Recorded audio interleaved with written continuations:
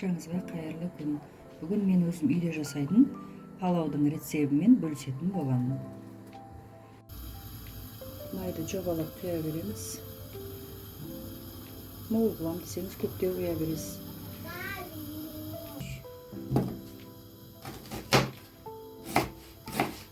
Палаудың неғұрлым пиязы көп болса, өте дәмді болады.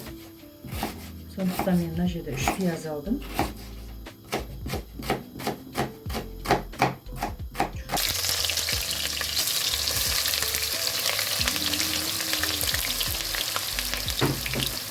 Осыны енді қызарғанша қуырып аламыз.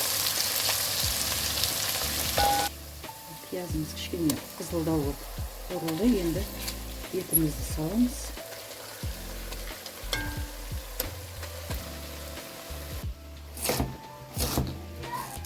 Сәбізімізді қалағанымызша турап аламыз.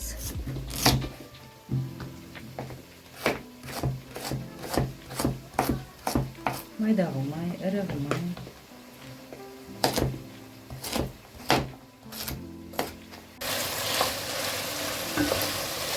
Етіміз қуырылды. Енді сәбізіміз салып болады.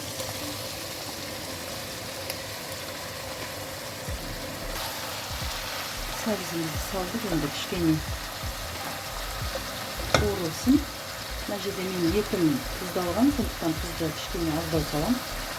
Дәміне қарай сала береміз.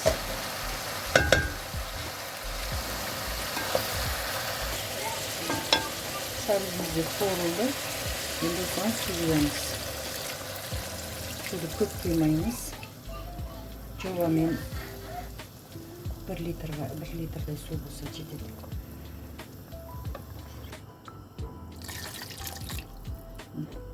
Осы еті батып тұрса жетеді суы. Осыны қайнауға күтеміз енді. Мына жерде 1 килодай күріш алдым. Осыны енді үстіне жылы су құямыз. 20 минуттай қойып қоямыз. Күрішімізді енді тазалап жуып аламыз. 20 минут ыстық суда тұрды. Тазалап жуып, енді қазанға сала берсек болады. Біздің етіміз де пісті. Енді осыған күрішті сала берсек болады. Тазалап жуып алдық мына күрішті. Енді күрішімізді осылай толықтай жауып, суының тартылғанын күтеміз. Оттың астын қатты қойып, суы тартылып кеткенше.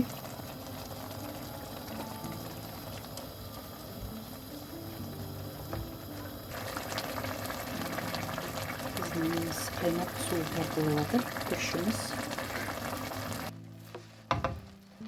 Біздің суымыз тартылды. Енді осылай әр жеріне кесіп кесіп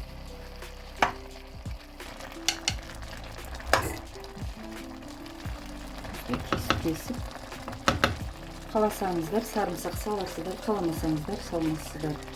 Оны өздеріңіз шешесіздер.